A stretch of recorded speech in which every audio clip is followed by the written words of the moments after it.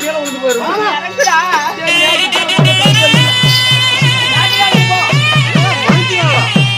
ஒரு பொட்டப்புல வந்தா ஏன்னு